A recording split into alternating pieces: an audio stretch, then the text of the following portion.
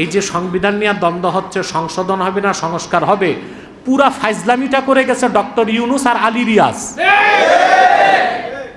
চিন্তা করেন কত বড় বিপদে ফেলায় গেছে দেশের মানুষকে। এখন যারা জুলাই আন্দোলন করছে তারাই সংসদে একজন একজনের 14 গোষ্ঠী উদ্ধার করতেছে। 16 মাস তো আমরা ডক্টর ইউনূস এবং আলী রিয়াজ সহ যারা মার্কিনপন্থী তাদের সমালোচনা করতাম না? তখন আমাদের বক্তব্যের কমেন্টসে ওই যে একটি দল যারা ইউনূসকে পিশাব বানাইছিল, ওনাদের বটবাহিনী আমাদেরকে গালিগালাজ করত।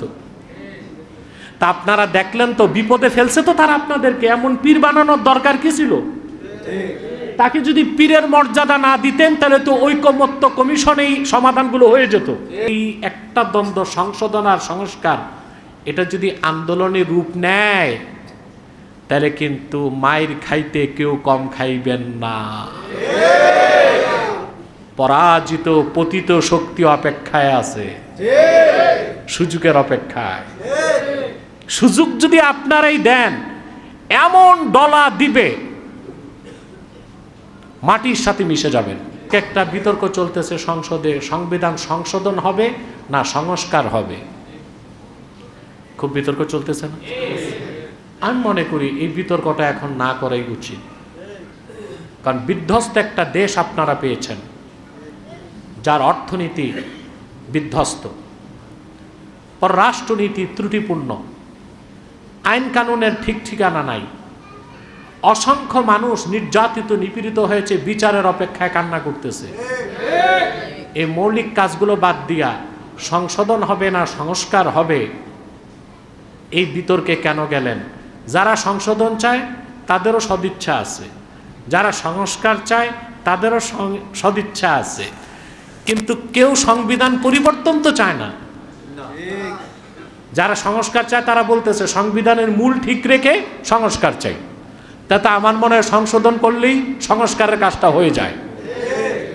সংবিধান যদি মূলটা ঠিক থাকে, হ্যাঁ, তাহলে সংস্কার কি সংশোধনের মাধ্যমে করা যায় না? যদি দাবি হতো গোটা সংবিধানকে বদলাতে হবে, তাহলে বিষয়টা আরেক রকম চিন্তা করা যেত। একটা বই লেখার পর লেখক সম্পাদককে দিছে, তো সম্পাদক সংশোধন করবে কি? বানান ঠিক করবে, দাড়িকমা ঠিক করবে। সংস্কার কি? সংস্কার হচ্ছে কিছু পরিচ্ছেদ অধ্যায় বাদ দিবে, কিছু ঢুকাবে।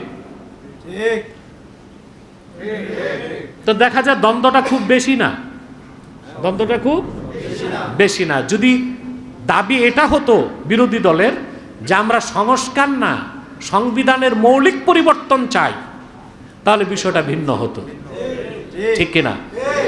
আমি কেন বললাম যে সারা পৃথিবীতে এই গ্লোবালাইজেশনের কারণে পৃথিবীর বিভিন্ন অঞ্চলের স্ট্র্যাটেজিক হিসাব বদলায় যাচ্ছে। এখন তেলের সংকট, এখন দরকার ট্রেজারি বেঞ্চ আর অপোজিশন দল মিলে তেল সংকটের সমাধান করা। তেলের কারণে তো কি হবে জানেন? শুধু গাড়ির চাকা বন্ধ হবে না, কলকারখানা বন্ধ হবে, বিদ্যুৎ উৎপাদন বন্ধ হবে, সার উৎপাদন বন্ধ হবে, তখন বাজার শূন্য, হসপিটালে রুগী মরবে। উৎপাদন, বিপণন, আমদানি রপ্তানি ব্যাহত হবে, ইনফ্লেশন হবে। ইনফ্লেশন হচ্ছে মুদ্রাস্ফীতি, অর্থাৎ লাখ লাখ টাকা থাকবে কিন্তু দেখা যাবে 1 লাখ টাকা দিয়া 10 বস্তা চাউল কিনতে হবে। পুরা দেশটা ধ্বংস হয়ে যাবে। অতএব ট্রেজারি বেঞ্চ, অপোজিশন বেঞ্চ মিলে আমি মনে করি তেল সংকটের মোকাবেলা করা উচিত। আর যদি এই একটা দ্বন্দ্ব, সংশোধন আর সংস্কার, এটা যদি আন্দোলনের রূপ নেয় তাহলে কিন্তু মায়ের খাইতে কেউ কম খাইবেন না। পরাজিত পতিত শক্তি অপেক্ষায় আছে, সুযোগের অপেক্ষায়। সুযোগ যদি আপনারাই দেন, এমন ডলা দিবে মাটির সাথে মিশে যাবেন। অতএব নিজেরা দ্বন্দ্ব না করে সমঝোতার ভিত্তিতে দেশটাকে সুন্দরভাবে চালান, এটা আমাদের প্রত্যাশা। আর প্রতিটি ক্ষেত্রে তাকওয়াকে প্রাধান্য দিতে হবে। যেমন শিক্ষা ব্যবস্থাটা বদলাতে হবে, এটা হতে হবে তাকওয়া ভিত্তিক, ঠিক কিনা? সংবিধান পরিবর্তনের ক্ষেত্রে তাকওয়াকে প্রাধান্য দিতে হবে, হবে কি না? পররাষ্ট্রনীতির ক্ষেত্রে তাকওয়াকে প্রাধান্য দিতে হবে। শরীয়তের বিধানকে সামনে রেখে আমরা যদি চলতে পারি, একটা সফল রাষ্ট্র আমরা গঠন করতে পারবো ইসলামী রাষ্ট্র প্রতিষ্ঠার আগেও। এটা আমাদের মাথায় রাখতে হবে। আর এই দেশের মানুষের স্বপ্ন বাংলাদেশ শরিয়া আইনে চলবে। আমরা কথা বলছি, হয়তোবা আমরা দেখব না, ন্যারেটিভ বা বয়ান থেকে যাবে, পরবর্তী প্রজন্ম তা দেখবে ইনশাআল্লাহ। ঠিক কি না? আল্লাহ কবুল করুক, আল্লাহ মঞ্জুর করুক, বলুন আল্লাহুম্মা আমিন। আমি কেন কথাগুলো বললাম, আপনারা বিগত বহু বছর থেকে আমার রাজনৈতিক বক্তব্য শোনেন। রাজনীতির যে হিসাব কিতাবগুলো বলেছিলাম, মিল পাইছেন না? কথা বলে আরে ভাই, এই যে সংবিধান নিয়ে দ্বন্দ্ব হচ্ছে, সংশোধন হবে না সংস্কার হবে, পুরা ফাইজলামিটা করে গেছে ডক্টর ইউনূস আর আলী রিয়াজ। চিন্তা করেন কত বড় বিপদে ফেলায় গেছে দেশের মানুষকে। এখন যারা জুলাই আন্দোলন করছে তারাই সংসদে একজন একজনের 14 গোষ্ঠী উদ্ধার করতেছে। ফাইজলামি তো করে গেছে আলী রিয়াজ আর ডক্টর ইউনূস। কেন? 16 মাস তো আমরা ডক্টর ইউনূস এবং আলী রিয়াজ সহ যারা মার্কিনপন্থী তাদের সমালোচনা করতাম না? তখন আমাদের বক্তব্যের কমেন্টসে ওই যে একটি দল যারা ইউনূসকে পিশাব বানাইছিল, ওনাদের বটবাহিনী আমাদেরকে গালিগালাজ করত। তা আপনারা দেখলেন তো, বিপদে ফেলছে তো তারা আপনাদেরকে। এমন পীর বানানোর দরকার কি ছিল? তাকে যদি পীরের মর্যাদা না দিতেন তাহলে তো ঐকমত্য কমিশনেই সমাধানগুলো হয়ে যেত। এই সংকট হয় না। এই সংকট কেন হয়েছে? আমি বরাবর বলেছি এবং কন্টেন্ট ক্রিয়েটরগণ এখনো বলতেছে, আমরা সবসময়, আমার বক্তব্য ছিল ভারতীয় আধিপত্যবাদ আর বাংলাদেশে প্রতিষ্ঠিত হতে দেওয়া হবে না। সাথে সাথে মার্কিন আগ্রাসন থেকেও দেশকে রক্ষা করতে হবে। সেজন্য আমাদের ইউনূসের প্রতি বিশ্বাস ছিল না, 50-50 ছিল। কি ছিল? যেগুলো দিনের পক্ষে দেশের পক্ষে মানি, যেগুলো দিনের বিপক্ষে দেশের বিপক্ষে মানি না। ওনারা কি করছিল? ওনাদের বক্তারা বলছিল ইউনূস সাহেব নাকি বড় ইমাম,